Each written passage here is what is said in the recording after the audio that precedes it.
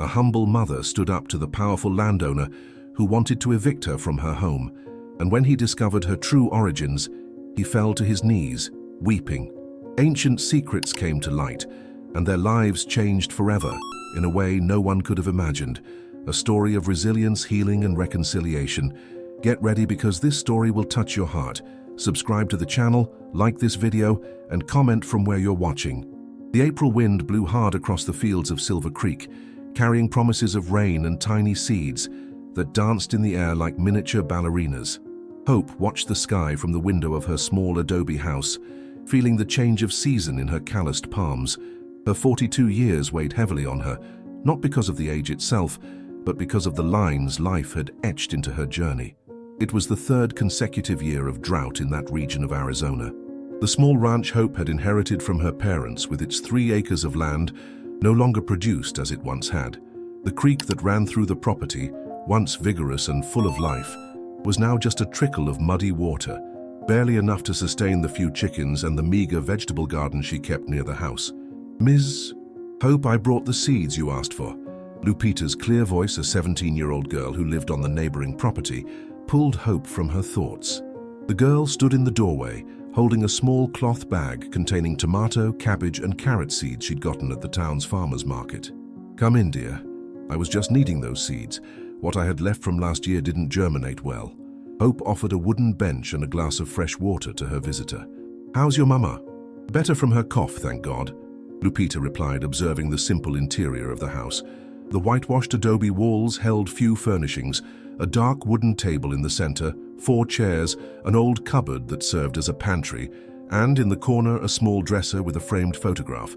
The photo showed a younger Hope, alongside a tall man and a small boy. "And Miguel? Any news?" Hope stiffened her shoulders, an almost imperceptible gesture that betrayed her discomfort. "Not since the last letter. He said that Mexico City has many opportunities, that he's saving money to come back and buy Don Antonio's land." Lupita nodded silently. Everyone in the region knew that Miguel, Hope's only son, had left for the capital almost 2 years ago, promising to return rich enough to expand the family's land. His letters, initially frequent and enthusiastic, had become scarce and brief over the months. "The land is showing signs of change," Hope commented, changing the subject as she ran her fingers over the seeds Lupita had brought. "I can feel it in the air. This year will be different." The 2 women fell silent, gazing out the open window at the horizon. In the distance, the bluish mountains framed the dry landscape, and the almost painfully blue sky seemed a boundless promise. It was at that moment that the sound of an approaching car broke the stillness. Hope frowned. Motorized visitors were rare in this forgotten corner of the world. She rose and walked to the door, closely followed by Lupita. A shiny black car pulled up in the small, packed-earth yard. A slender, middle-aged man in a light suit, despite the heat, stepped out. He removed his sunglasses and smiled, a smile that didn't reach his gray eyes. "Good afternoon. I'm looking for Ms. Hope Mendoza Ramirez." "That's me," Hope replied, wiping her hands on her apron as she assessed the stranger. "How can I help you?" "My name is Richard Alvarez, representing Horizon Agricultural Development Company." The man extended a card that Hope accepted hesitantly. "We're acquiring land in the region for a large irrigation and cultivation project. I understand you own a property that would be of great interest to us." Hope felt a chill run down her spine. She'd heard of this company. They said it was buying up land all over the region, offering prices that seemed generous at first glance, but were barely enough to start a new life elsewhere. "I'm not interested in selling." Richard's smile faltered for a moment, but soon returned, now with a touch of condescension. "Ms. Hope, I understand your resistance. This land must mean a lot to you. But you need to understand that this is a project of great importance for the development of the region. Besides, from what I could observe," his eyes quickly scanned the arid property, "your land isn't exactly thriving." "What it means or doesn't mean to me is none of your concern," Hope replied, feeling her blood rise to her cheeks. "This land has been in my family for 3 generations. It's not for sale." The man sighed, as if dealing with a stubborn child. "Ms. Hope, I came here with a fair offer. In fact, a very generous one considering the circumstances. Our studies show that this particular region is crucial for the irrigation project. Your property is located exactly where we need to build one of the main reservoirs. Hope crossed her arms, immobile as the stones that dotted her property. As I said, it's not for sale. Richard cleared his throat, visibly uncomfortable with the direct refusal. Perhaps you'd like to consider it for a few days. I'll leave you my card. When you better understand the benefits of our proposal, you can call me. He handed Hope an envelope. Here's a written initial offer. I suggest you read it carefully. After the man left, Hope remained at the door for a few moments, the unopened envelope between her fingers. Lupita approached cautiously. What are you going to do, Ms. Hope? Hope took a deep breath, her eyes fixed on the horizon where the mountains met the sky. What I've always done, dear. Protect what's mine. That night, alone in her small house, Hope opened the envelope left by the company representative. The amount offered was more than she had ever seen together, enough to buy a comfortable house in the city and still save a good amount of money. For a brief moment, Hope allowed herself to imagine a life without the daily hardships of the countryside, without waking before sunrise to tend to the animals, without the constant worry about the rain that didn't come, without the lonely nights listening to the wind whistle through the window cracks. But then her eyes fell on the photograph on the dresser. Her deceased husband Joaquin and little Miguel, barely 5 years old, smiled alongside a younger, more hopeful Hope. Behind them, the same house where she now stood, the same land they now wanted to take away. Hope carefully folded the paper and put it back in the envelope. She approached the window and looked at the starry sky, as clear as it could only be in the countryside. On the horizon, the dark silhouettes of the mountains rose like silent guardians. "This land is all I have," she murmured to herself. "It's all I am." The decision was made before the first rays of the following day began to tint the sky pink and gold. Hope knew that the battle ahead would not be easy, but she also knew that some battles are unavoidable when it comes to defending what matters most. The town's farmers' market buzzed with activity that Saturday morning. Colorful stalls displayed fruits, vegetables, handicrafts, and all sorts of products brought by merchants from the region. Hope walked among the people with a small basket containing some eggs and herbs to sell, her simple cotton dress swaying slightly with the occasional breeze that brought momentary relief from the heat. "Hope, over here!" The familiar voice of Mrs. Concepcion, a 70-year-old woman who sold embroidered shawls, caught her attention. Hope smiled and approached her friend's stall. "I wanted to talk to you. I heard that Horizon Company came around your way." Hope nodded, placing her basket on the makeshift counter. "They came. They offered money for my land." "And you? What did you say?" Mrs. Concepcion's eyes sparkled with curiosity. "I said no, of course." The old woman sighed, shaking her head. "Oh, my dear, you know you're not the first, right? They've already bought the lands of Mr. Manuel Juvenal and even Mrs. Cardoso's widow." "I know. And do you also know that they say that those who don't accept end up being persuaded in other ways?" Mrs. Concepcion lowered her voice, looking around as if afraid of being overheard. Hope felt a chill run down her spine, but she kept her expression firm. "Those are just rumors, Mrs. Concepcion. They can't force anyone to sell what's rightfully theirs." "Hope," a new voice interrupted the conversation. It was Anthony Barnes, a man in his 50s, owner of the property next to Hope's. His usually friendly face looked tense. "I need to talk to you." Anthony led Hope to a quieter corner of the market, away from prying ears. Mr. Barnes was known in the region as a hard-working and honest man who had expanded his property over the years through hard work. "I'll get straight to the point, Hope. I sold my land to Horizon." The news hit Hope like a punch to the stomach. Anthony was the last person she expected to give in to the company's pressure. "Why, Anthony? You always said you'd never sell your land." The man ran a hand through his graying hair, visibly disturbed. "You don't understand, Hope. They didn't give me a choice. They started diverting the water from the creek that runs through my property. Suddenly, my crops started to dry up. Then came the veiled threats. They suggested that accidents happen, that fires can start out of nowhere during a drought. That's illegal. You could report them." Anthony laughed, a bitter, humorless laugh. "To whom, Hope? Do you think the local police are going to mess with a company that size? Do you think they don't have people bought off among the authorities?" He grabbed Hope's arms, looking her in the eyes. "I'm warning you as a friend. Accept their offer. Use the money to start over somewhere else. Say it's not worth fighting these people." Hope felt the weight of Anthony's words, but something inside her refused to bend. "I can't do that, Anthony. That land is all I have, all I am. And what good is having land if you can't cultivate it? They'll find a way, Hope. They'll dry up your creek, block your way to town, make your life hell until you give up." Anthony's words echoed in Hope's mind all the way back home. The sun was beginning to set when she saw her small property. From a distance, something seemed wrong. She quickened her pace, feeling her heart racing. As she approached, she saw what disturbed her. The fence separating her property from the road was knocked down in several places.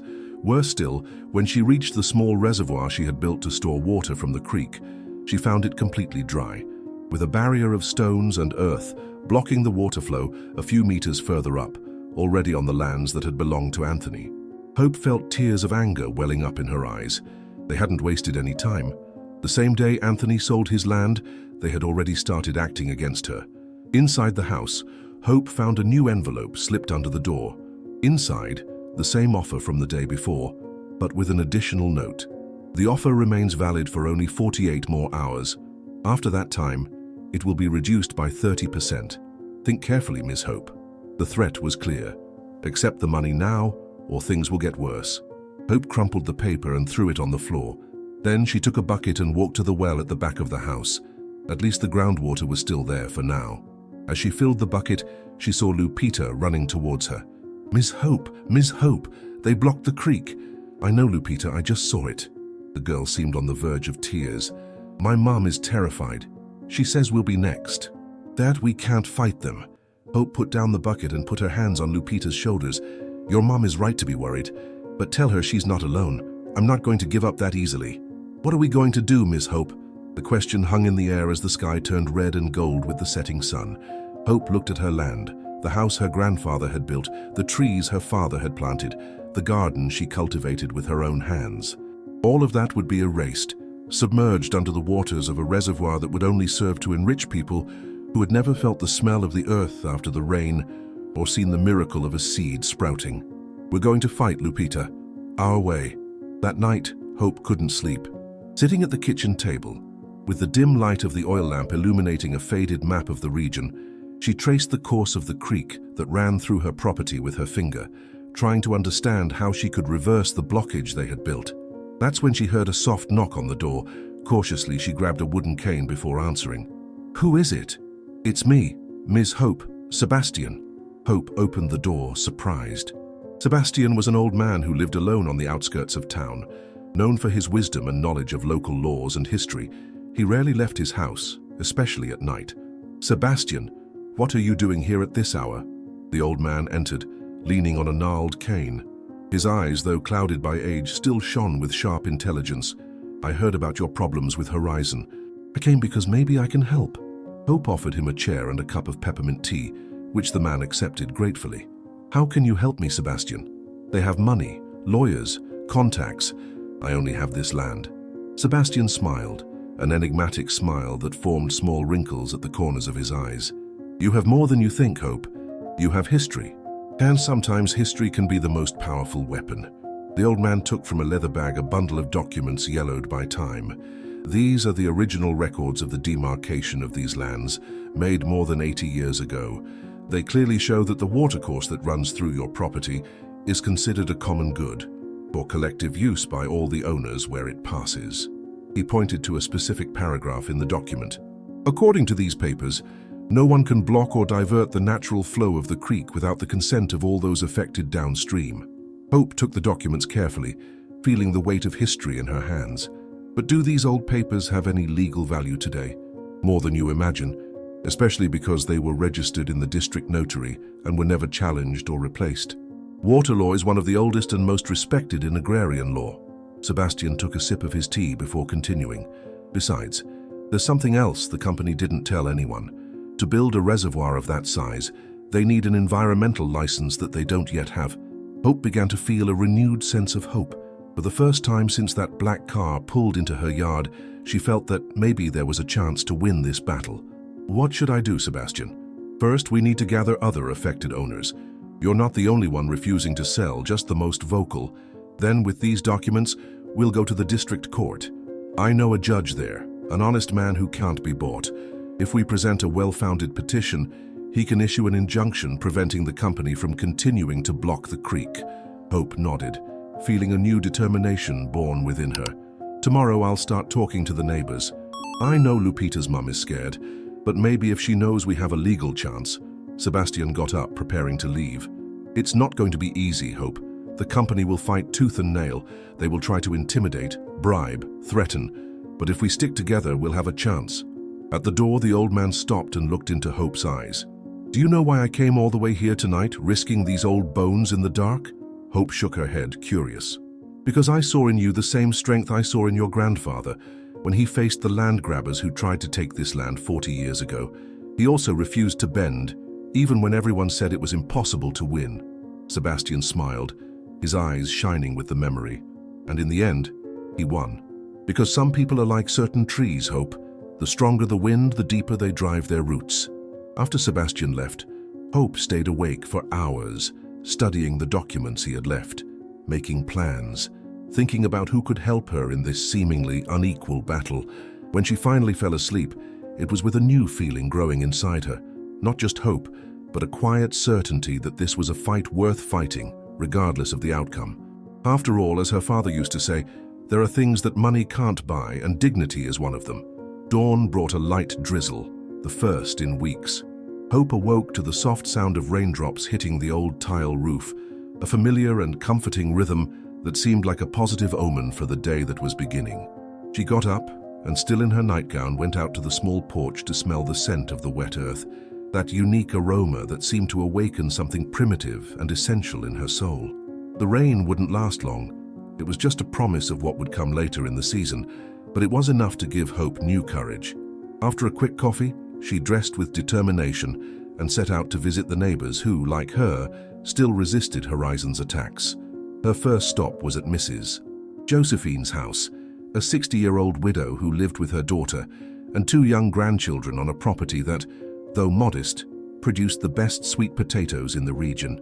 Hope found the woman already working in the garden, despite the drizzle. "Mrs. Josephine, can we chat for a bit?" The old woman straightened up with some difficulty, putting her hand to her lower back. Her attentive and bright eyes, despite her age, studied Hope for a moment before replying, "It's about Horizon, right? They came here too. They offered money that seemed like a fortune." She indicated the house with a gesture. "Come in, let's have some coffee while we talk." Inside the small house, Hope explained to Mrs. Josephine about the documents Sebastian had found and about the possibility of legally challenging the company's actions. As she spoke, she perceived a spark of hope igniting in the old woman's eyes. "So you think we have a chance?" Mrs. Josephine asked, pouring more coffee into the faded china cups. "I think so, but we need to be united. The more owners who join us, the stronger we'll be." Mrs. Josephine fell silent for a few moments, her wrinkled fingers drumming on the table. "You know, Hope, when my husband died 5 years ago, many people said I should sell everything and go live with my eldest daughter in the city, that a woman alone couldn't keep a ranch." She smiled, a smile that mixed pride and melancholy. "But I was born on this land. I raised my 4 children here. I buried my husband under that mango tree that he himself planted the day we got married." Her voice gained firmness. "This land isn't just a piece of soil that can be bought and sold. It's part of who I am. You can count on me, Hope." Throughout the day, Hope visited 5 more families. In each house, she told about Sebastian's plan, showed copies of the documents, and asked for support for the petition they would present to the judge. Some people, like the Ribeiro family, who cultivated a small corn and bean field, immediately joined the cause. Others, like Mr. Gerard, a taciturn man who lived alone raising goats, were more skeptical. "What if it doesn't work?" Gerard questioned, after listening attentively to Hope's arguments. "What if the judge is bought? Or if the company appeals to higher instances? Do we have money to hire lawyers?" These were valid questions, and Hope didn't have all the answers. "I can't promise that we're going to win, Mr. Gerard. I can only say that if we don't try, we've already lost."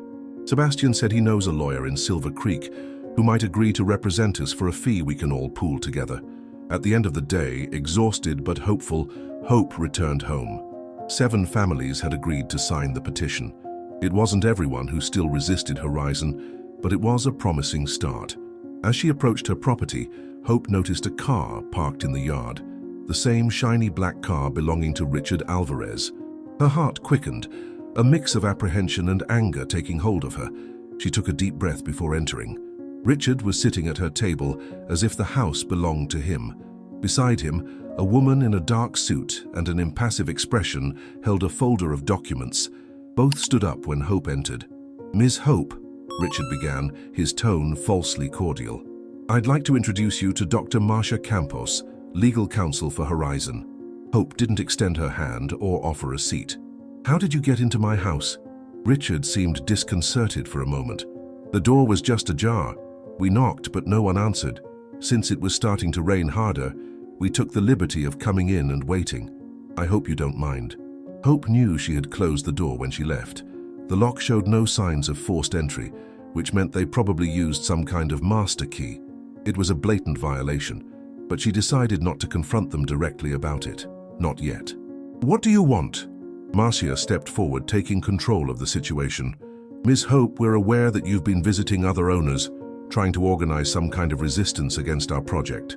The woman spoke with clinical precision, without emotion. "I came personally to explain why that attitude is not only counterproductive, but potentially harmful to everyone's interests, including yours." "Really? And how can defending my property be against my interests?" "The Horizon project is going to happen, Ms. Hope. With or without your participation, the technical studies have already been done, the investments approved, most of the properties have already been acquired." Marcia opened her folder and pulled out a detailed map of the region. "As you can see, your property is exactly in the center of the area designated for the main reservoir. Without it, we would have to redesign the entire project, causing delays and additional costs." Hope looked at the map carefully. It was true. Her property occupied a strategic position for the company's plans.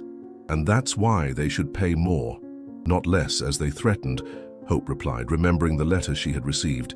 Marcia smiled slightly, as if she were dealing with a particularly astute child. "Precisely for that reason, we're willing to significantly improve our offer." She pulled another document from the folder. "This is a new proposal, 40% higher than the initial one.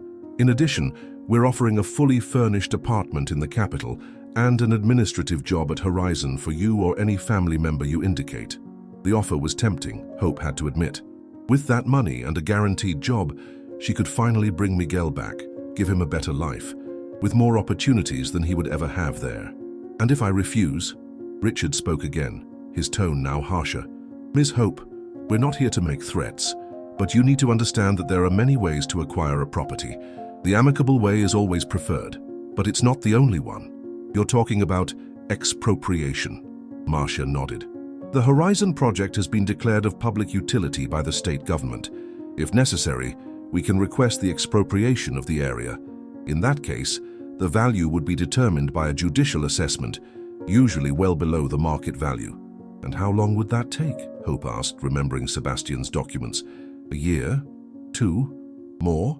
A slight frown from Marcia revealed that Hope had touched a sensitive point. Expropriation processes, especially when challenged, could drag on for years in court. "Ms. Hope," Richard intervened, "we don't want to get to that point. It would be exhausting for everyone. That's why we're here, offering a solution that would benefit everyone. Think about your family, your future." Hope walked to the door and opened it. "I appreciate the visit, but I need to think about the proposal. And next time, wait outside until I come out." After the departure of the Horizon representatives, Hope sat at the table, the new proposal open in front of her. The figures were impressive, much more than she had ever dreamed of possessing. With that money, she could not only secure her future and Miguel's, but also help many of her neighbors who were in difficult situations. Her hand trembled slightly as she picked up the pen. It would be so easy to sign to end the battle before it even really began. Who could blame her? No one would expect a single woman to face a corporation of that size. It was then that a noise at the door awakened her from her thoughts. It was Lupita, accompanied by her mother, Mrs. Clara, and 3 more neighbors.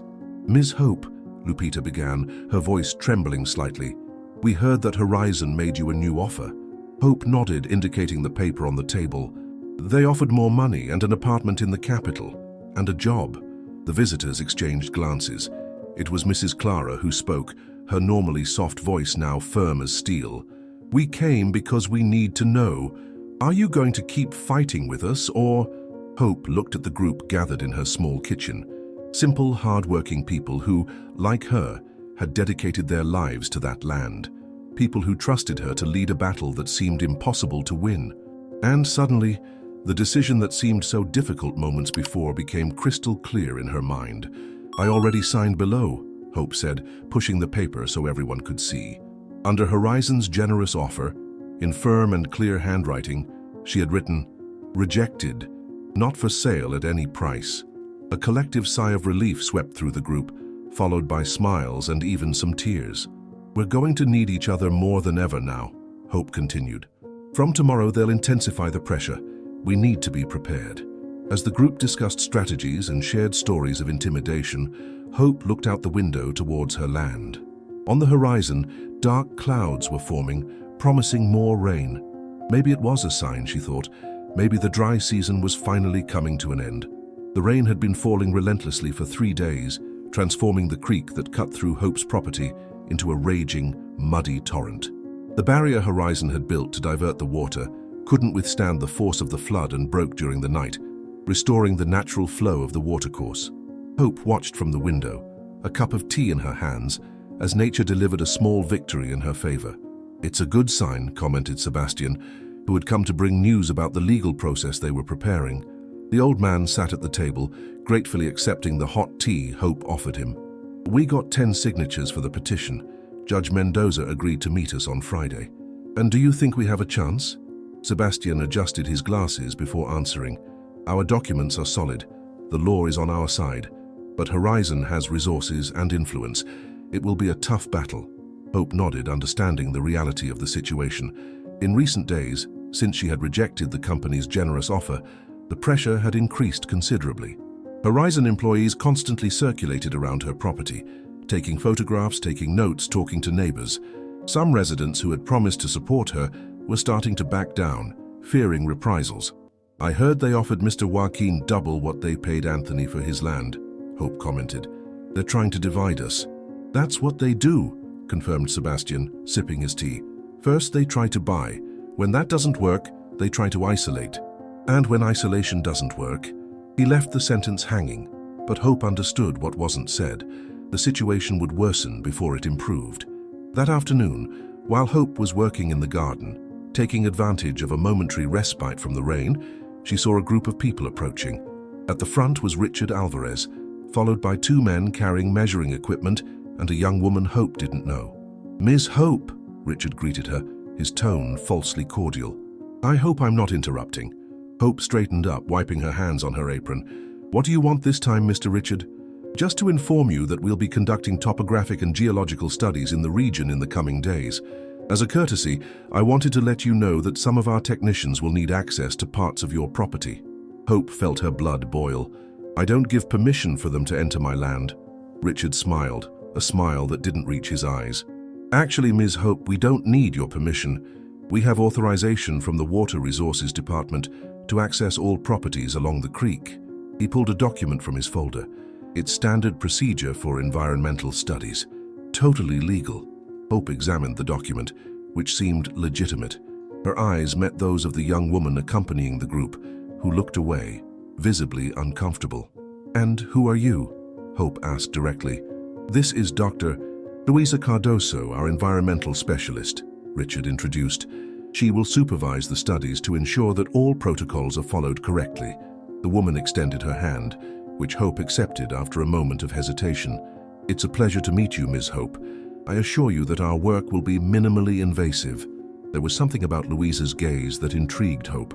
A kind of discomfort, perhaps even empathy, that contrasted with Richard's cold and calculating attitude. "When do you start?"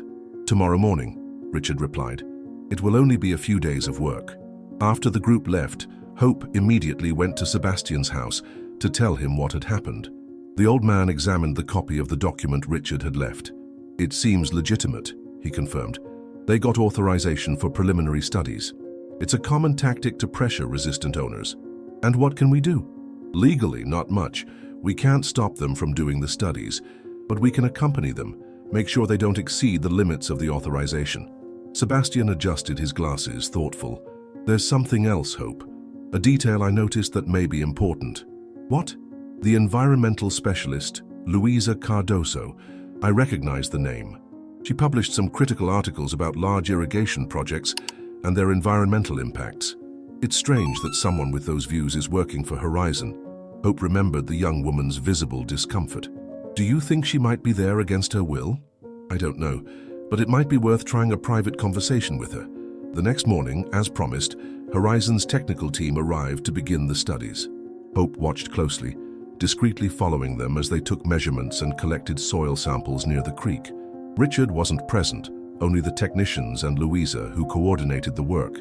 During a lunch break, when the technicians returned to their vehicles to eat, Hope took the opportunity to approach Louisa, who had remained by the creek, taking notes.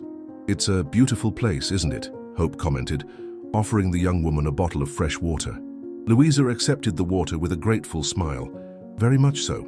I rarely see such well-preserved riparian ecosystems. That's why I want to protect it." A silence settled between the two women, broken only by the sound of running water and birds in the nearby trees. "I've read some of your articles," Hope finally said, "about the impacts of large reservoirs on rural communities." Louisa looked at Hope with surprise. "How? A friend mentioned them. I was curious why someone who wrote those words would be working for a company like Horizon." The young woman looked down, clearly uncomfortable. "It's complicated." "Usually it is." Louisa hesitated for a moment, as if measuring how much she could say. "Not everyone in the company shares the same vision, Ms. Hope. Some of us try to ensure that development is done responsibly. And this project? Is it responsible?" The question hung in the air like a leaf refusing to fall. Louisa looked around, making sure no one was watching them. "Officially, all studies indicate that it is," she replied carefully. But? Louisa closed her notebook and straightened her shoulders. "But studies can be directed to find exactly what one wants to find. The question is, who defines what one wants to find?" Before Hope could respond, one of the technicians called Louisa, indicating that lunch was over and they were ready to continue the work. The young woman thanked her for the water and walked away, leaving Hope with more questions than answers. Over the next 3 days, the technical team continued their methodical work. Hope kept her distance, but watched carefully, especially Louisa, who occasionally glanced in her direction. On the afternoon of the 3rd day, when the work was almost finished, one of the technicians discovered something that caused excitement in the group. "Dr. Louisa, you need to see this." Hope, who was working in her garden, approached discreetly to listen. The technician had found a type of plant that seemed to cause great interest in the environmental specialist. "Are you sure it's Cyathea arborea?" Louisa asked, carefully examining the small bunch. "Positive, it's a tree fern, an endangered species." Hope saw Louisa's face light up briefly before returning to a professional expression. "Document carefully. We need to demarcate this entire area and check if there are more specimens." That night, after the team had left, Hope received an unexpected visitor. Luisa Cardoso was at her door, alone, visibly nervous. "May I come in, Miss Hope? I need to talk to you, privately." Hope led the young woman inside the house, offering her coffee, which was accepted gratefully. Louisa seemed to be gathering courage to say something important. "What we found today," she finally began, "the tree fern is a legally protected species. Its presence in an ecosystem automatically imposes restrictions on any development project in the area." Hope felt a spark of hope. "What does that mean for the Horizon project?" "It means complications, many complications. They'll have to revise the entire project, probably significantly reducing the reservoir area." Louisa hesitated, lowering her voice. "Or at least they should." "But they won't," the young woman sighed. "I've seen this happen before. Inconvenient discoveries have a strange way of disappearing from final reports." Hope understood immediately. "They're going to hide the discovery. They'll probably try. Richard already asked me to reconsider the species identification." Louisa took a small USB drive from her bag. "That's why I made copies of all the photos, GPS coordinates, and field notes. If this reaches the appropriate environmental authorities." Hope looked at the small object with amazement. "Why are you telling me this? Why risk it?" Louisa fell silent for a moment, as if she were wondering the same thing herself. "I entered this field to protect environments like this, not to help destroy them. In recent years, I've seen so many ecosystems sacrificed in the name of progress." She looked out the window, towards Hope's land bathed in moonlight. "Some things are worth protecting, even when it costs something personally. They'll know it was you, not if it's gone through several hands before. I'll give it to a trusted colleague I met in college. He'll know how to direct it to the authorities without exposing the original source. Hope felt a new admiration for this young woman who was risking her career for her principles. What can I do to help? Keep fighting, Louisa replied simply. This discovery bought you time. Use it wisely. After Louisa left, Hope could barely sleep, her mind buzzing with the implications of this new turn of events. The next morning, she called an urgent meeting with Sebastian and the other owners who had joined the cause. The news of the discovery of the protected species spread quickly, renewing the group's spirits. This changes everything, declared Mr. Gerard, the goat farmer who had been so skeptical before. If there's an endangered species in the area, they'll have to back down. Not if they manage to suppress the discovery, warned Sebastian. Information only has power if it's officially recognized. That's why we need to act quickly, Hope said. We need the judge to be aware of this before Horizon can hide the evidence. The meeting lasted for hours, with the group outlining strategies and assigning tasks. Hope felt a new energy in the air, a collective determination she hadn't witnessed since the beginning of the battle. Those simple people, whose lives had been defined by working the land, suddenly found themselves transformed into activists, defenders not only of their properties but of something greater. When everyone left, Hope remained seated at the table, examining the map of the region where they had marked the approximate location of the protected fern. It was ironic, she thought, that such a small and fragile plant could have the power to stop such a powerful corporation. Perhaps it was a lesson about resilience that nature itself was teaching them. That night, looking at the stars from her porch, Hope thought of her distant son. What would Miguel say if he could see her now leading what was becoming a local resistance movement? Would he feel pride or think his mother had lost her mind by rejecting an offer that could ensure comfort for both of them for the rest of their lives? "I'm doing the right thing, my son," she murmured to the stars, as if they could carry her words to the big city where Miguel was fighting for his own dreams. This land isn't just land, it's our history, our future. Some things are priceless. The full moon illuminated the valley like a celestial spotlight, revealing the beauty of the land Hope loved so much. Even in the darkness of night, she could distinguish every curve, every rise, every tree in that piece of land. That was much more than her property. It was her whole world. The Silver Creek District Courthouse was an old colonial-era building with thick walls that kept the interior cool even on the hottest days. Hope had never been there before and felt intimidated by the silent corridors, polished marble floors, and solemn portraits of past judges who seemed to watch her with disapproval. Sebastian, at her side, seemed perfectly at ease. Dressed in his only suit, old but well-maintained, he greeted officials by name and navigated the bureaucratic labyrinths with the familiarity of someone who had traveled these paths many times before. "Remember," he whispered, as they waited to be called for the hearing with Judge Mendoza, "let me handle the legal aspects. When it's your turn, speak from the heart. Tell your story, the story of your family on that land. The judge needs to see more than documents and laws. He needs to see the person." Hope nodded, nervously clutching the cloth bag containing the original documents of her property and a small framed photo of her parents. She had carefully chosen her clothes for the occasion, a simple but dignified dress that her mother had sewn years ago, and the embroidered shawl she wore only on special occasions. "Hope Mendoza Ramirez." The court clerk's voice echoed down the corridor, making her jump slightly. Sebastian gave her an encouraging smile, and together they entered the courtroom.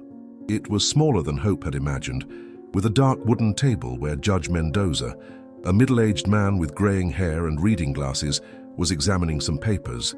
"Have a seat," he indicated, without looking up from the documents. It was only when he looked up that Hope noticed they weren't alone. At the other end of the room, Marcia Campos, Horizon's lawyer, watched them with an impassive expression.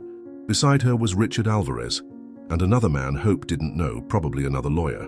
"So," the judge began, "we have here a petition requesting an injunction against Horizon Agricultural Development Company to prevent the blockage of a watercourse that crosses several properties." He flipped through some documents. "The petition is based on original demarcation records that establish the creek as a common good, correct?" "Yes, Your Honor," Sebastian replied, standing up. "According to the documents we present, the creek is considered a water easement, with rights guaranteed to all the owners through which it passes. The blockage carried out by the company violates those historical rights. Marcia Campos rose elegantly. Your Honor, Horizon does not question the existence of those historical records. However, they have been superseded by more recent legislation that allows for the strategic management of water resources for projects of public interest, as is the case with the Horizon Irrigation Project. She presented a series of documents. We have here the authorizations granted by the State Water Resources Department. The judge examined the new documents carefully, while Hope felt her heart sink. They hadn't mentioned anything about more recent legislation.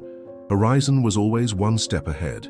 Furthermore, Marcia continued, the Horizon project has already been declared of public utility by the state government, which gives us special prerogatives for the management of natural resources in the designated area. The judge nodded thoughtfully. I understand. Mr. Sebastian, do you have anything to add? Sebastian seemed momentarily disarmed by the new information presented by Horizon. That's when Hope, on impulse, stood up. Your Honor, may I speak? The judge seemed a little surprised but nodded. Of course, Miss Hope. Hope stepped forward, her voice initially hesitant but gaining firmness as she spoke. I was born on that land, Your Honor. My parents and my grandparents too. When my grandfather arrived there was nothing but scrub and rocks. It was he who opened the first paths, who planted the first trees that now give shade and fruit. She opened her bag and took out the photograph of her parents. These are my parents, Robert and Mary. They taught me that land isn't just a place where you live. It's a place you belong to, where your roots grow as deep as the roots of the trees. Hope noticed that the judge was looking at the photograph with genuine interest. The creek that Horizon blocked isn't just running water. It's life for our crops, for our animals. It's the same creek where my father taught me to fish, where my son played when he was a child. The same creek that, in the documents my grandfather signed, was recognized as part of what unites all the families in that region. She paused, searching for the right words.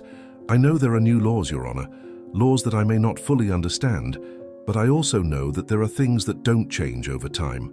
Respect for the land, the right of those who work it, the importance of preserving what has worked in harmony for generations.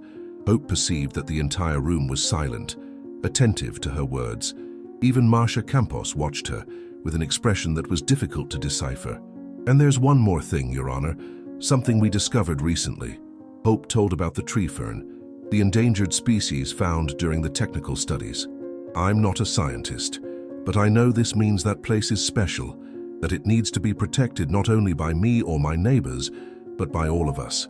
The judge adjusted his glasses, clearly intrigued. That's very interesting, Ms. Hope. However, I don't see any official documentation of this botanical discovery in the records. Because we just discovered it, Your Honor, Horizon's own technical team found the plant during their studies last week. Marcia Campos immediately stood up. Your Honor, we have no official knowledge of such a discovery. If there was any preliminary finding, it will certainly be in the final environmental impact report, which is still being prepared. Do you have any evidence of this discovery, Ms. Hope? The judge asked.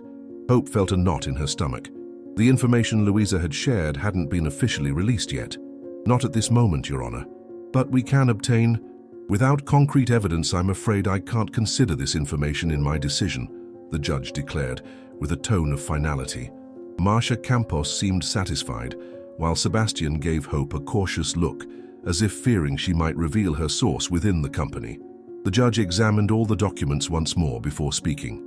This is a complex case, with valid arguments on both sides.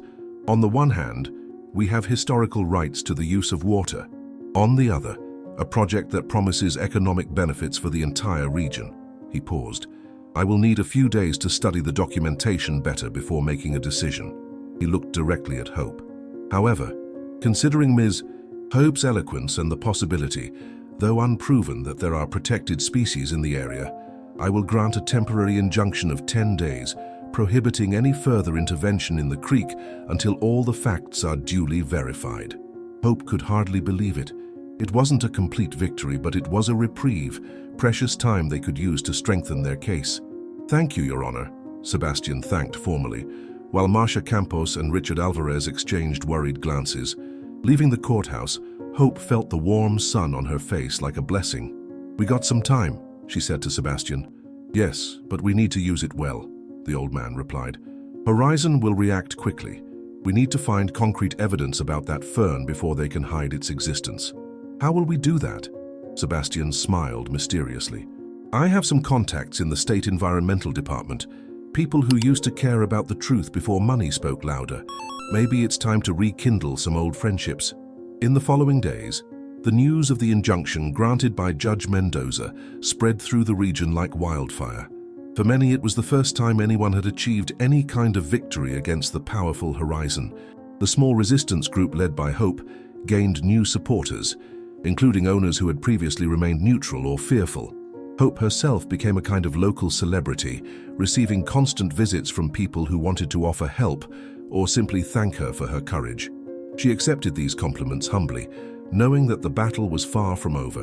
One of those visits came from where Hope least expected.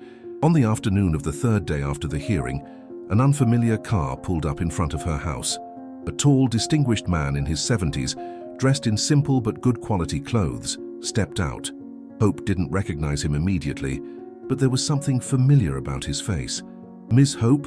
The man approached, extending his hand. My name is Carlos Mendoza. I own the San Carlos Hacienda on the other side of the valley. Hope shook the offered hand, surprised. The San Carlos Hacienda was one of the largest and most prosperous in the region. Known for its superior quality coffee that was exported to several countries, its owner was rarely seen in the area, preferring to leave the day-to-day administration in the hands of his foreman, while spending most of his time in the capital. It's an honor to meet you, Mr. Carlos. Please come in.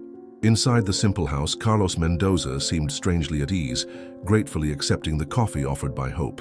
It's the best coffee I've tasted in a long time, he complimented after the first sip.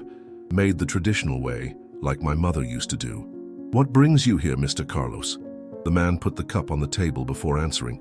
I heard about your battle against Horizon, about how you refused to sell your land even when everyone around you gave in. Hope waited, uncertain where the conversation would lead. I need to confess something to you, Ms. Hope. Horizon also tried to buy my land. They offered an astronomical amount, enough for me to retire anywhere in the world with all the luxury I could desire. And you refused? Carlos smiled. I haven't given my final answer yet. That's why I'm here.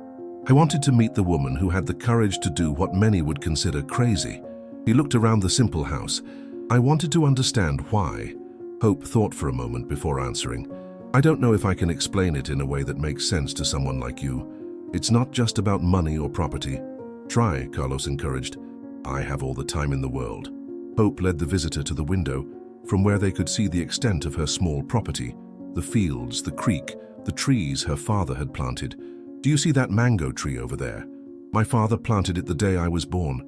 He said it would grow with me, that its roots would intertwine with mine. She paused. Every piece of this land has a story, Mr. Carlos. Every stone, every tree, every curve of the creek. They're not just things. They're memories, promises, parts of who I am. Carlos observed the landscape with an expression Hope couldn't decipher. Was he moved, or simply studying the property with the eyes of a businessman, calculating its real value? My father used to say, Hope continued, that land is the only asset that endures. Money comes and goes, but the land remains. What we sow today, others will harvest tomorrow. Your father was a wise man, Carlos commented, still looking out the window. My father said something similar. He turned to Hope. This may surprise you, but I grew up in a house not much different from this one. My father was the manager of the San Carlos Hacienda. He worked there all his life, dreaming of having his own piece of land someday. When he died, I was only 20 years old, and I swore to myself that I would fulfill his dream. And you did? More than he could ever have imagined. I started as a laborer, then foreman, then manager. I saved every penny I earned. When the old owner wanted to sell 30 years ago, I was able to buy the hacienda with what I had saved and a loan. Carlos paused. That's why your story intrigues me so much. You and I, in a way, value the same thing, the land. The difference is that I would be willing to sell for the right price. Perhaps the difference lies in what we consider the right price, Hope replied. For me, there is no price. This land is who I am. Carlos nodded slowly. I came here thinking I could convince you to accept Horizon's offer, that you were making a mistake by resisting. Now I'm not so sure. He walked towards the door. Thank you for the coffee, Ms. Hope. You've given me a lot to think about. What will you do with Horizon's offer? Carlos stopped at the door. I don't know yet, but I'm afraid that if I refuse, I'll face the same tactics you're facing. And my land is much larger, which means it would be a much bigger obstacle to their plans. Then maybe we should talk more, Hope suggested. Together, we could have more strength. For the first time, a genuine smile appeared on Carlos's face. Maybe you're right, Ms. Hope. Maybe you're right. Carlos Mendoza's visit proved to be a turning point in the battle against Horizon. In the following days, the hacienda owner not only rejected the company's offer, but also made his considerable resources available to help the cause. His personal lawyer, a respected man with connections in the capital, joined Sebastian in preparing the case. Meanwhile, the group anxiously awaited news of the evidence regarding the tree fern.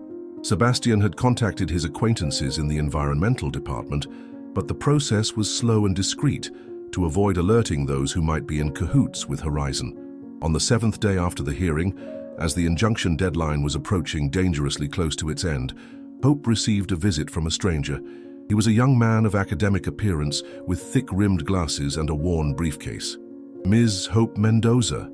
He asked nervously. My name is Javier Torres. I'm a biologist from the National University. A mutual colleague asked me to deliver this to you personally. He handed her a sealed envelope. Inside was an official report with the letterhead of the Ecology Institute, confirming the presence of Cyathea arborea at the exact coordinates of Hope's property, along with detailed photographs and botanical analyses. This is... Hope could barely speak with emotion. Official evidence, Javier completed. My team conducted an independent inspection yesterday, following the coordinates provided by... He hesitated. By an anonymous source. The report has already been formally submitted to the National Commission of Protected Natural Areas. Given the species status, it's likely that they will declare the entire area a conservation area. Hope couldn't believe what she was hearing. The entire area, including the land Horizon has already bought? Javier nodded. The ecosystem doesn't recognize property lines, Ms. Hope. If the species is endangered, the entire area where it lives must be protected. That same afternoon, Sebastian presented the report to the court, requesting an extension of the injunction until the environmental authorities could conduct a full assessment of the area. The judge, impressed by the compelling evidence, not only extended the injunction for 30 more days, but also ordered Horizon to immediately cease any activity that could affect the riparian ecosystem in the entire region. The news spread like wildfire. By evening, Hope's house had become an impromptu celebration center, with neighbors bringing food, drinks, and music. The atmosphere was one of cautious optimism. Everyone knew that Horizon wouldn't give up easily, but for the first time, they felt that the scales were beginning to tip in their favor. In the midst of the celebration, Hope saw Richard Alvarez parking in front of her house. Unlike his previous visits, he came alone and his face showed clear signs of tension. The music stopped and an uncomfortable silence fell over the gathering as he entered the yard. Ms. Hope, he greeted dryly. I see you're celebrating. I wonder if you truly understand the consequences of your actions. We understand them perfectly, Mr. Richard, Hope replied calmly. We're defending our land and our way of life. What consequences could be worse than losing them? Richard looked around at the defiant faces of the gathered farmers. Horizon is a powerful company with connections at the highest levels of government. This little legal setback won't stop us. Is that a threat, Mr. Gerard asked, stepping forward. It's a reality, sir. No one has ever stopped a Horizon project, no one will. Richard turned to Hope. I came to inform you that we've filed an appeal against Judge Mendoza's decision. We're also questioning the legitimacy of the report on the alleged endangered species. Our own biologists claim it's a misidentification. Lies, someone murmured from the crowd. Richard ignored the comment. Furthermore, I want you to know that we're withdrawing all previous offers. When this is over, and it will end in our favor, the compensation value will be determined by a judge, not by our generosity. He turned to leave, but stopped when he saw Carlos Mendoza standing at the entrance to the yard. The two men looked at each other silently for a moment, before Richard slightly bowed his head in a gesture that could be interpreted as respect or resignation, and quickly left. Desperation has a characteristic smell, Carlos commented, approaching Hope, and that man reeks of it. The celebration continued late into the night, But Hope couldn't completely shake off the unease caused by Richard's visit. Despite his confident words, she knew the battle was far from over. Horizon would try every possible means to get its way. That night, as the last guests were leaving, Sebastian stayed behind to speak to Hope privately. "I need to tell you something, Hope. Something I didn't want to mention in front of others, so as not to spoil the celebration." "What is it?" "My contact in the legal department of the Natural Areas Commission informed me that Horizon is strongly pressuring for the report on the fern to be reviewed or even dismissed.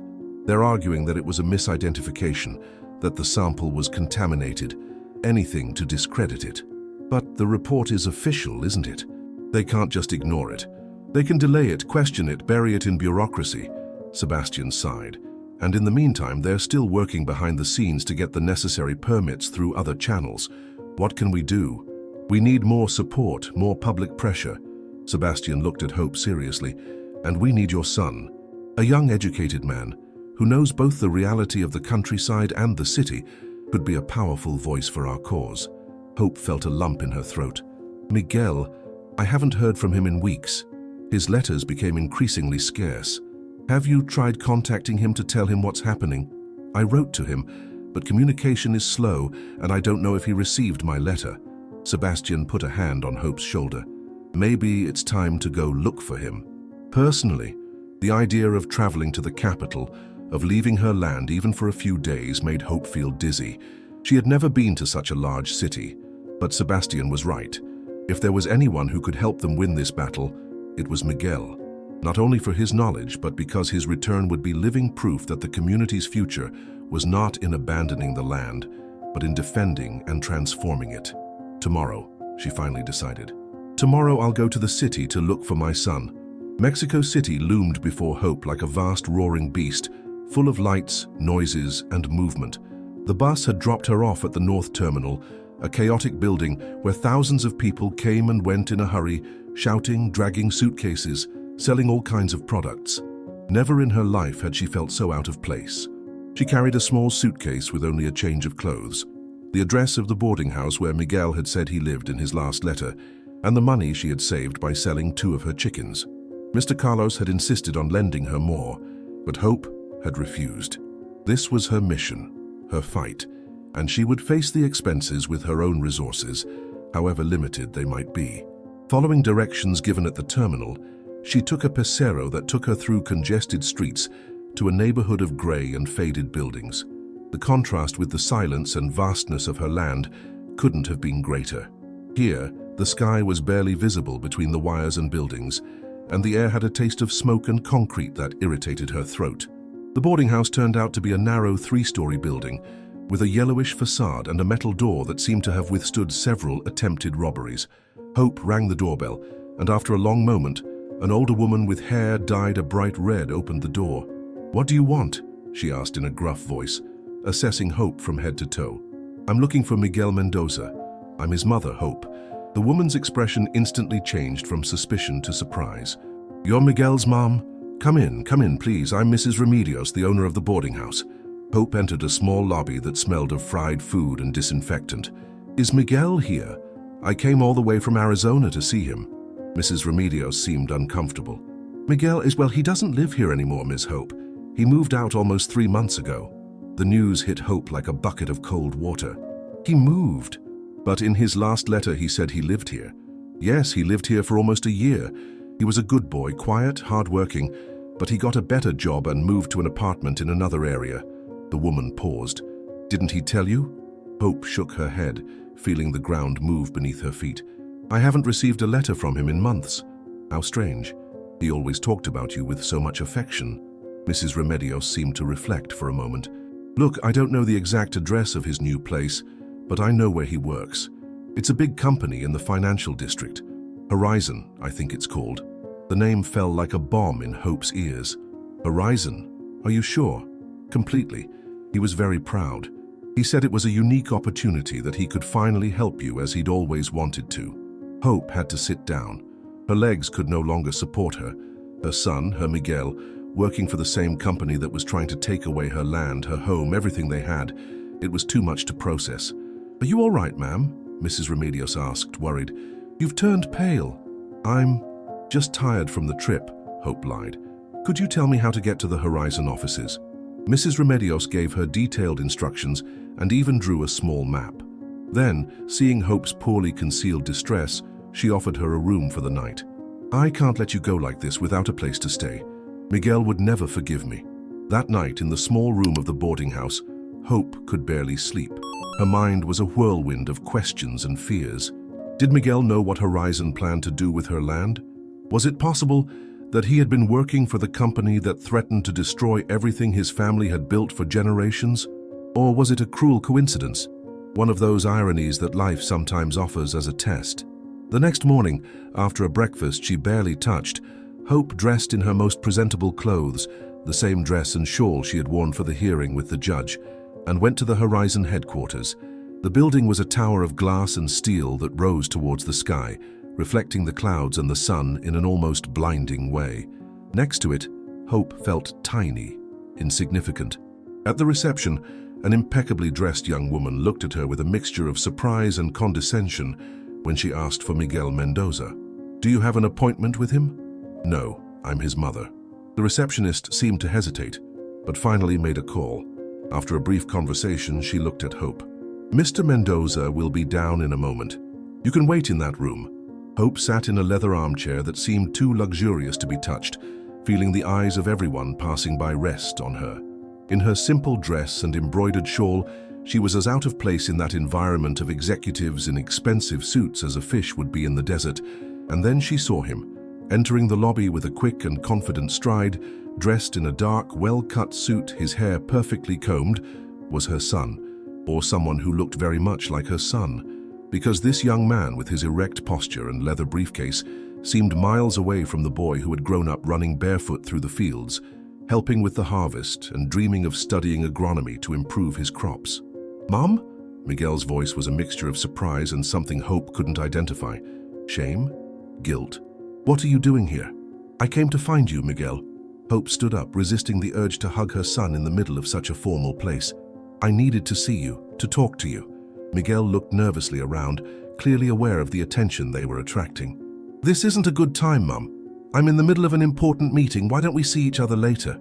I'll give you the address of my apartment. I can't wait, son. Our land is in danger. The company you work for, Horizon, is trying to take it away. Miguel's face visibly tightened. Mom, please, not here. Let's go somewhere else. He led Hope to the exit and then to a small cafe a block away. Once seated with 2 cups of coffee that neither of them touched, Miguel finally spoke. I know, Mom. I know about the land. I know what Horizon plans to do. Hope felt as if she had been punched. You know? Since when? For a few months.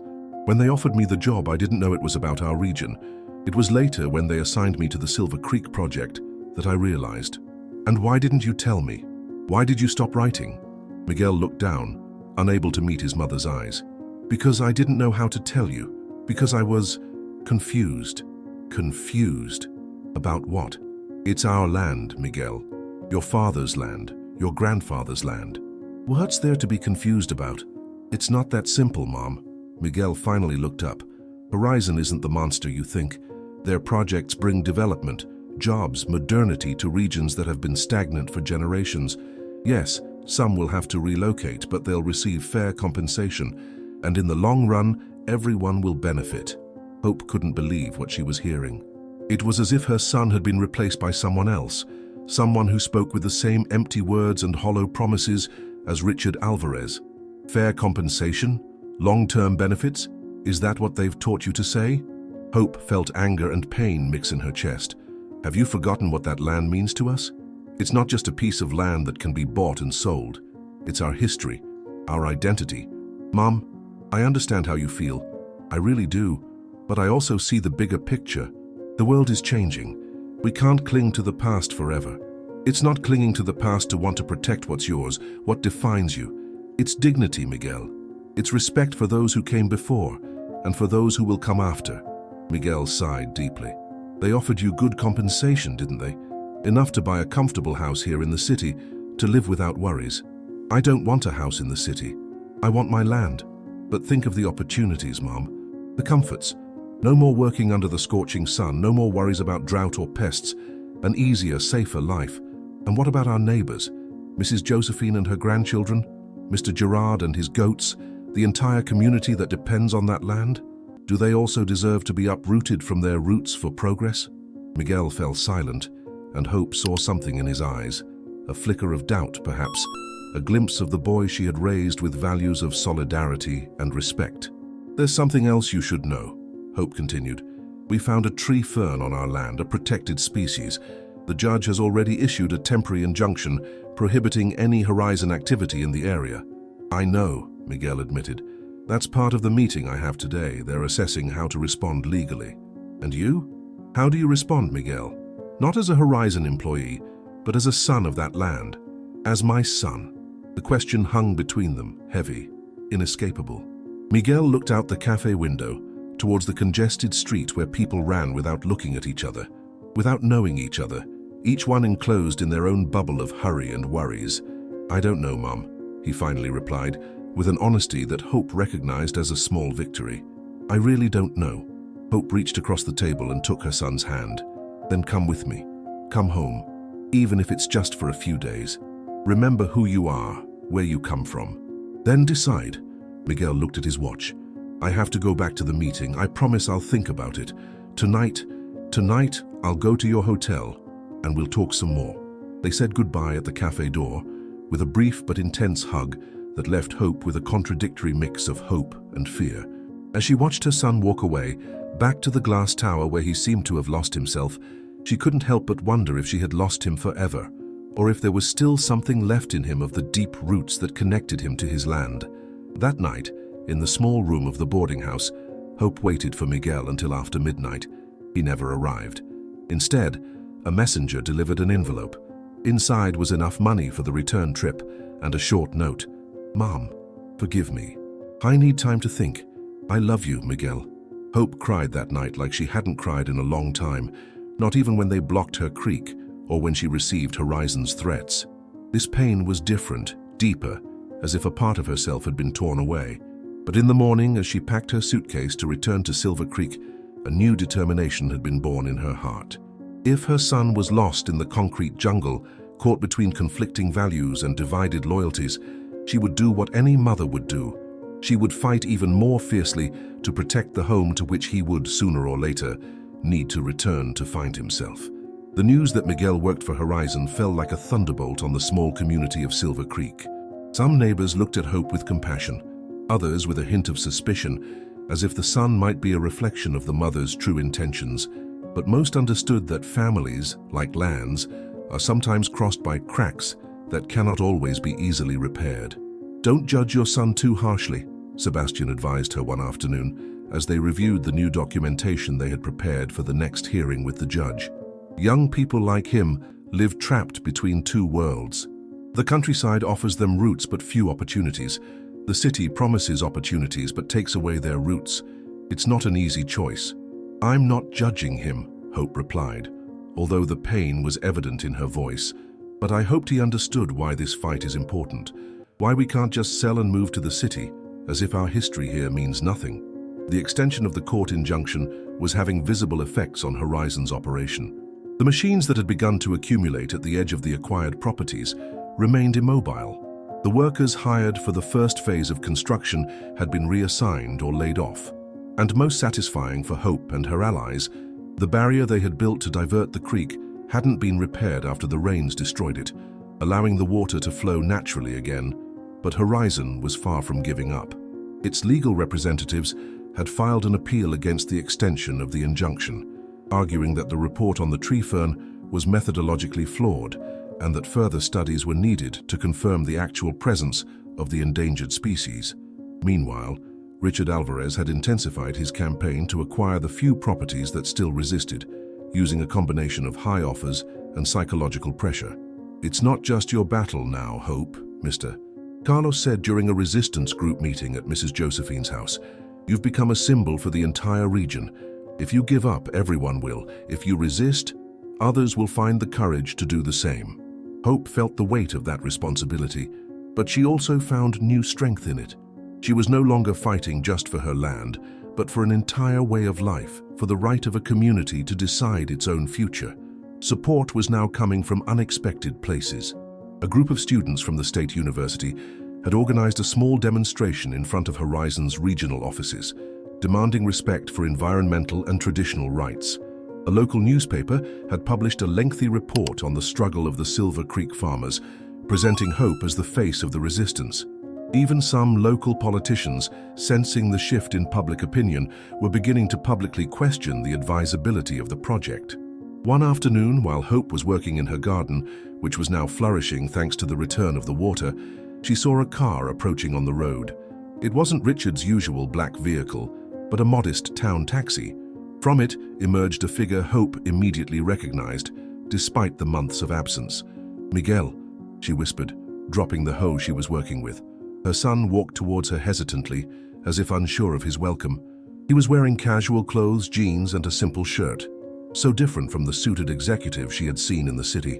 He seemed thinner, with dark circles under his eyes that spoke of sleepless nights and difficult decisions. "Mom," he said simply when he was in front of her. Hope didn't need any more words.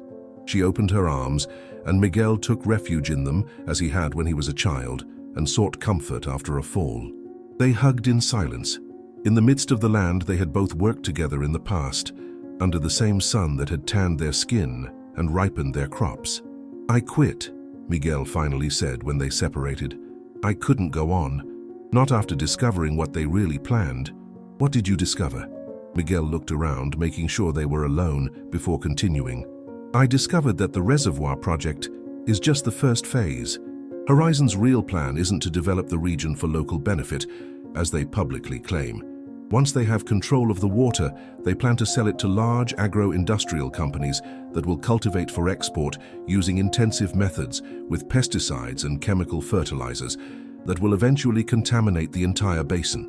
Miguel ran a hand through his hair, visibly agitated. "And the worst part is that they know perfectly well about the tree fern. They have internal studies that confirm its presence, not only on our land but along the entire riverbank. But they were willing to hide it, even to destroy the evidence if necessary. Do you have proof of this?" Hope asked, knowing how crucial it would be for their case. Miguel nodded and patted his shirt pocket. "Copies of internal documents, confidential memos, the real environmental studies that were never made public. I risked a lot to get them, but I knew it was the right thing to do." Hope looked at her son with a mixture of pride and concern. "What made you change your mind?" Miguel fell silent for a moment, contemplating the land at his feet, the same land he had sworn to abandon for a brighter future in the city. "It was after our conversation. I couldn't sleep thinking about everything you said. I started paying more attention in meetings, asking questions I had avoided before. And little by little I saw the truth behind all the rhetoric of progress and development." He looked up towards the horizon, where the mountains stood out against the sunset sky. "But what really decided me was a dream. I dreamed of Dad, working this land, teaching me to tell when a plant needs water or when it's sick. In the dream, he asked me if I had forgotten everything he taught me. I woke up crying, Mom, and I knew I had to come back." That night, Hope's house was once again filled with neighbors, but this time they weren't coming to celebrate, but to hear what Miguel had revealed.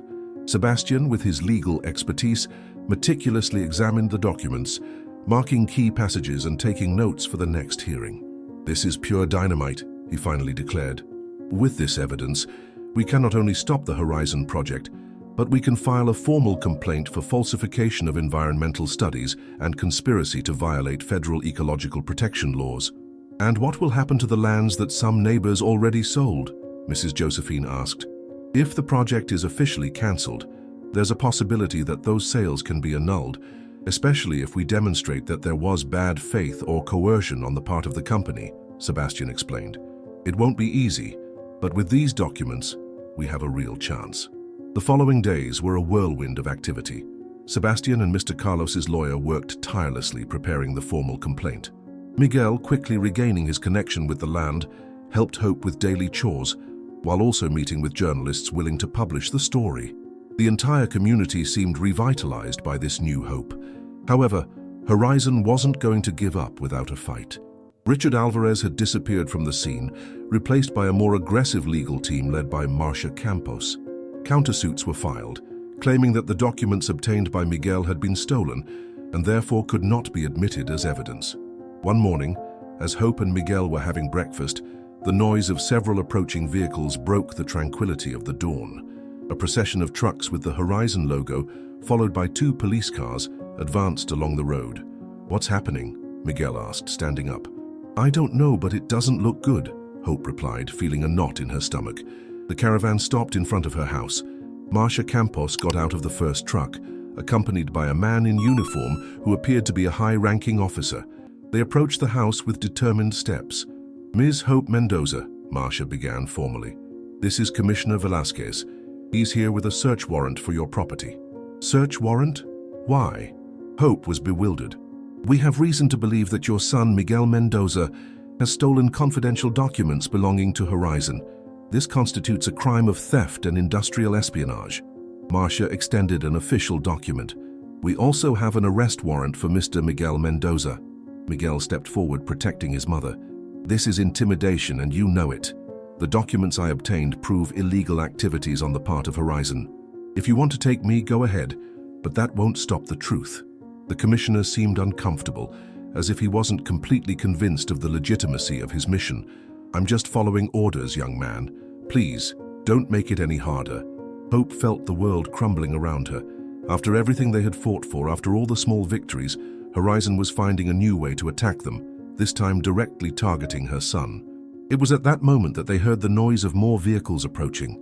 3 cars arrived, from which Sebastian, Mr. Carlos's lawyer, and to everyone's surprise, Carlos Mendoza himself, got out. "Stop right there, Commissioner," the lawyer called out as he approached. "I have a counter-order from Federal Judge Ramirez. No search or arrest can be carried out until the complaint we filed this morning against Horizon for violations of environmental laws and falsification of official documents is resolved." The commissioner took the document they offered him and examined it carefully. Marcia Campos tried to argue, but the seal and signature of the federal judge carried more weight than Horizon's local influence. "I'm sorry, Ms. Campos," the commissioner finally said. "This federal order suspends our procedure until further notice." He turned to his officers. "We're withdrawing." The tension in the air was palpable as the police vehicles turned around and drove away. Marcia Campos, visibly furious, approached Hope. "This isn't over, ma'am. Horizon has resources you can't even imagine. Your little victory today won't mean anything tomorrow." "You're wrong, Ms. Campos," Hope replied calmly. "Every day our land remains intact is a victory. Every day our creek flows freely is a victory. And every day we stand firm in what we believe, despite your threats and your lawyers and your money, is the greatest victory of all." Carlos Mendoza, who had observed the exchange in silence, stepped forward. "Ms. Campos, I think it's time for Horizon to reconsider its position. This morning I spoke personally with several members of the board of directors, some of whom I've been friends with for years. They're quite concerned about the turn events are taking, especially with the possibility of a federal investigation into environmental fraud." Marcia looked at Carlos with barely concealed surprise. The support of a respected landowner like him, with his own connections in the highest circles, was something Horizon hadn't foreseen. "I suggest you inform your superiors," Carlos continued, "that I'm willing to mediate in a negotiation that benefits all parties, but starting with the recognition that the original project, as it's currently planned, is no longer viable." After Marcia and her entourage left, the group gathered at Hope's house to discuss the new situation. The last-minute intervention had gained vital time, but everyone knew the battle was far from over. "What's next now?" Miguel asked. "Now we take the fight to their turf," Sebastian replied. "With the federal complaint underway and the documents you got, Horizon will be on the defensive for the first time. They can no longer ignore or intimidate us so easily. What if they try something more drastic?" Concern was evident in Hope's voice. "That's why we must stay united," Mr. Carlos intervened. "From today on, no one is alone. We'll organize watch shifts on all the properties that still resist." That night, as the community implemented its new surveillance system, Hope and Miguel sat on the small porch of the house, contemplating the stars that shone with particular intensity, as if the sky itself wanted to remind them why it was worth fighting. "I'm proud of you, son," Hope said, breaking the silence. "What you did, it took a lot of courage." Miguel offered a tired smile. "I learned from the best. My whole life I saw you defend what you believed was right, even when it seemed impossible. I only hope I haven't disappointed you too much before." "Never. Hope took his hand. Everyone has to find their own path. The important thing is that in the end, you listen to your heart. In the distance, the sound of the creek mingling with the chirping of crickets created a nocturnal symphony that no city could ever reproduce. It was the sound of the living earth, of nature in its eternal cycle of renewal. It was the sound of home. The rainy season arrived in full force, transforming the arid landscape into an exuberant tapestry of greenery. The fields flourished, the creeks ran full, and in the heart of Hope's property, the tree fern that had triggered so many events extended new fronds towards the sky, oblivious to its role in the human battle being waged around it. 3 months had passed since the failed attempt to arrest Miguel. 3 months of intense negotiations, court hearings, and media pressure that had worn down all those involved. The federal complaint against Horizon had opened an official investigation that was still ongoing, but its effects were already being felt. Several high-level executives had been removed from their positions while the accusations were clarified. The company's stock had fallen, and investors were beginning to question the viability of the controversial Silver Creek project. For Hope and her community, these months had been a mix of hope and caution. Although direct intimidation had ceased, they remained vigilant, aware that a corporation the size of Horizon wouldn't give up easily. Each small legal victory was celebrated, but no one dared to claim a definitive victory.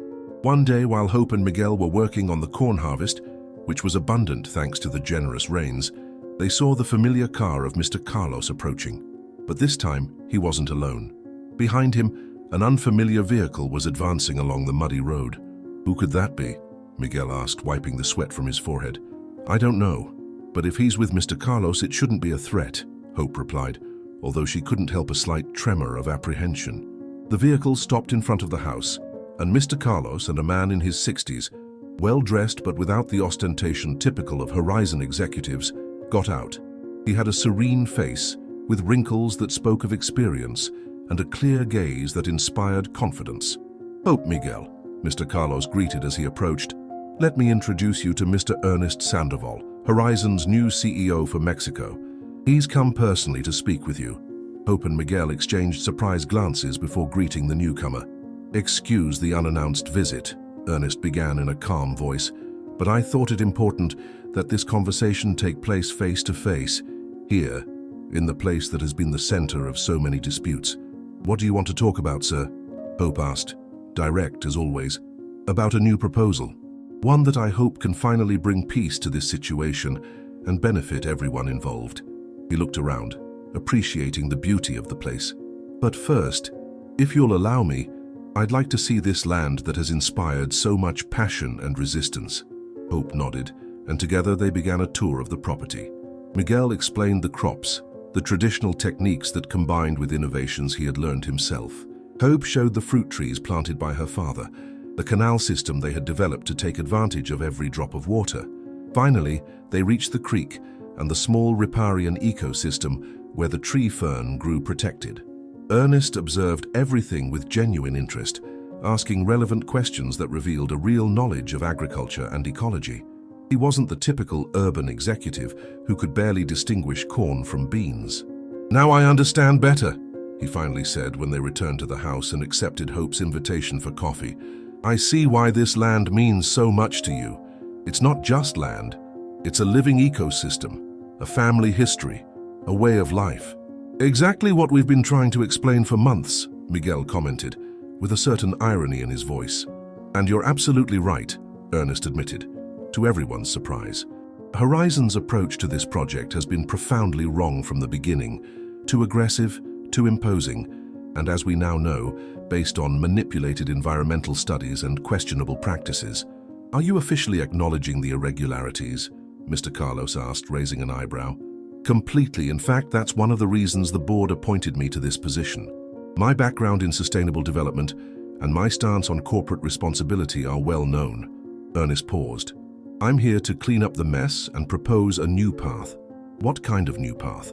Hope's voice showed understandable skepticism after everything they had been through. "One that respects nature and the community," Ernest replied. "Horizon is willing to completely abandon the large reservoir project that would flood this land. Instead, we propose a sustainable agricultural development program in collaboration with local owners who wish to participate.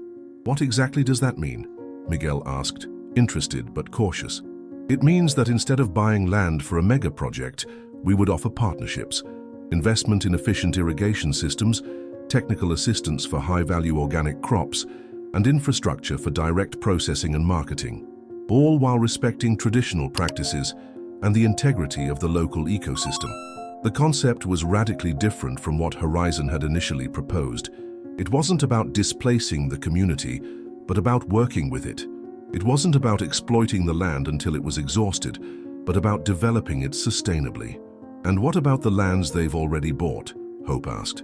What will happen to our neighbors who sold and left? We'll offer them the option to repurchase at a fair price, if they wish to return. For those who prefer not to return, those lands could become demonstration plots of regenerative agriculture, or even a small nature reserve around the tree fern habitat. The proposal was surprising, almost too good to be true. Hope, Miguel and Mr. Carlos exchanged glances, looking for the hidden catch. Why this radical change? Mr. Carlos finally asked. Horizon has invested millions in the original project, bought land, fought in court. Ernest nodded, acknowledging the validity of the question. There are several reasons. The first is pragmatic. The original project is effectively dead. The federal investigation, the media pressure, the local resistance, continuing it would be throwing good money after bad. The second is strategic. Horizon needs to rehabilitate its public image, seriously damaged by this conflict. And the third, perhaps the most important, he paused, searching for the right words. The third is that sometimes you need someone like Ms. Hope to remind us that true progress doesn't consist of imposing our vision at the cost of destroying what others have built, but in finding ways to grow together, respecting both the land and those who work it. The words resonated in the small kitchen, sincere and powerful. Hope felt an emotion she hadn't expected. It wasn't the triumph of having defeated a powerful enemy, but the deeper satisfaction of having been truly heard, of having managed to make someone see the value of what she loved so much. We'd need to see this proposal in writing, Miguel said, always practical, and consult with our legal advisors and the entire community. Of course, Ernest replied. I have the preliminary documents with me. Take the time you need to review them, suggest modifications, consult with whomever you need. We're willing to work to build a solution that benefits everyone. In the following weeks, Horizon's proposal was discussed extensively by the community. Sebastian and the legal team reviewed every clause, every commitment, making sure there was no hidden fine print. Independent specialists in sustainable agriculture evaluated the technical feasibility of the new approach. The neighbors who still resisted, as well as those who had sold but remained in the region, participated in assemblies where every aspect of the plan was analyzed. The final result was a framework agreement that would transform not only the relationship between Horizon and the Silver Creek community, but the very approach to development for the entire region. The creek and its ecosystem would be declared a conservation area. Traditional farming techniques would be documented and preserved. A research and training center in sustainable agriculture would be established, jointly managed by the company and local representatives.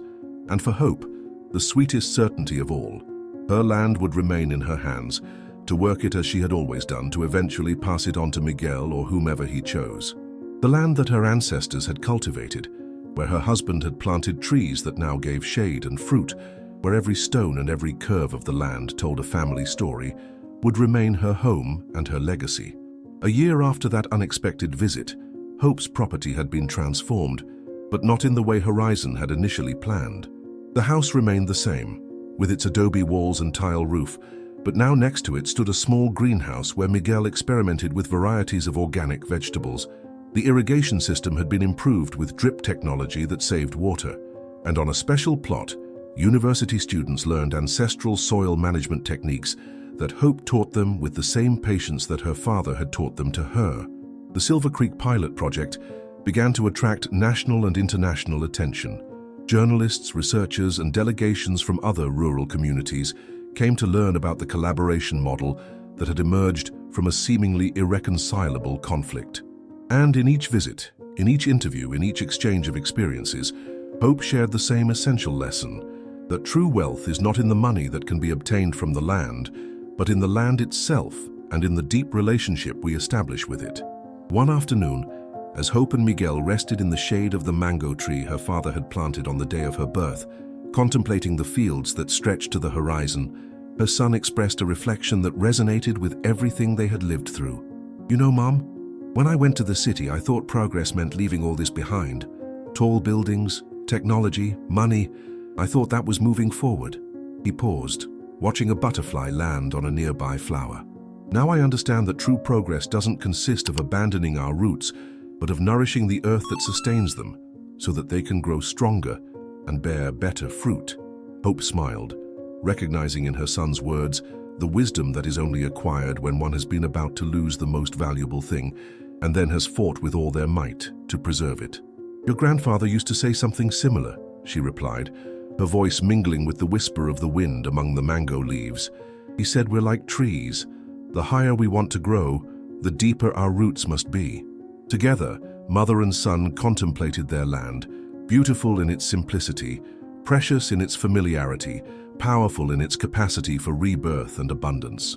It was the same land that generations before them had worked, the same that now, thanks to their tenacity and courage, would continue to sustain future generations. It was the land beneath their feet, firm, nourishing, eternal, connecting the past with the present and the future in an uninterrupted cycle of life and renewal. My friends, we've reached the end of the story. Did you enjoy it?